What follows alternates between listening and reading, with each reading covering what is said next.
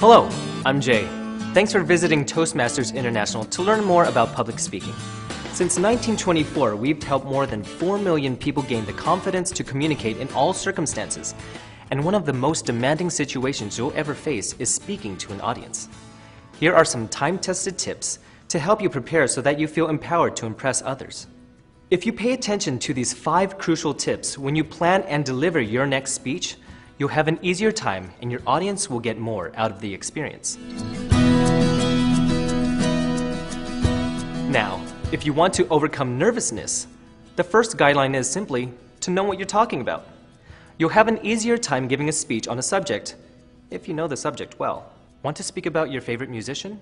Read any information on the person that you can find online or at your library. When you become an authority on your topic, the audience will want to learn what they can from you.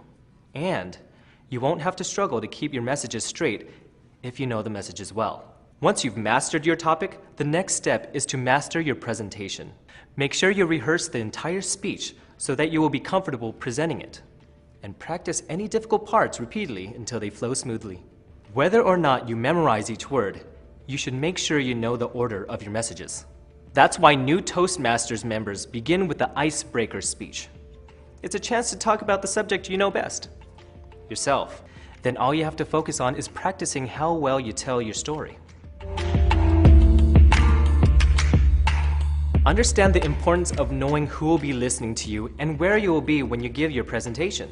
Both the audience and location can create limitations that are important to understand. For example, if you are a researcher, you might speak about the math behind your work. Now, if you're addressing a group of college professors, you could use highly technical language to discuss a sophisticated research project. Would you do that if you were describing your work to a group of school children? For young kids, wouldn't it be better to talk about how people learn things through research? Knowing your audience means understanding and respecting their particular characteristics. Before you prepare your speech, their geography, politics, culture, and age, and other traits will define them as a group and will guide you in tailoring your presentation to fit their needs. Be sure to check out your location before you present.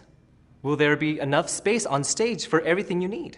If you're planning to deliver a PowerPoint presentation, are you sure they'll have a screen? Or have you been placed in an outdoor amphitheater with too much sun for anyone to see the screen? What about audience size? Will a sound system be available if you need it?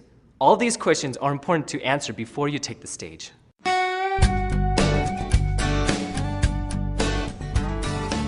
This is an eye-opener. For you, not your audience.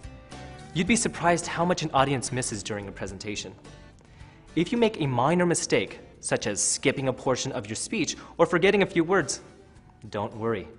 Your audience most likely doesn't have a clue. Just keep going, and you'll find your way back on track with your next point. If you apologize, you call attention to the wrong part of your presentation, which takes away the important point you want to make. An advanced speaker knows how to guide the audience's attention toward the important parts and away from the small stuff. Whether you make a mistake or not, just remember that people want you to do a good job.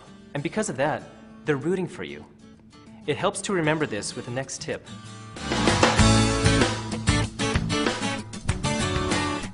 A great way to find success is to visualize it.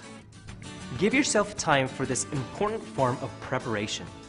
See yourself making important, valid points with appropriate gestures and body language that emotionally connect you with your audience.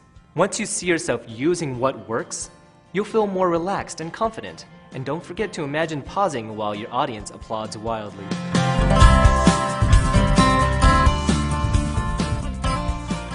Some beginning speakers let their nervousness win because they make the mistake of focusing entirely on themselves.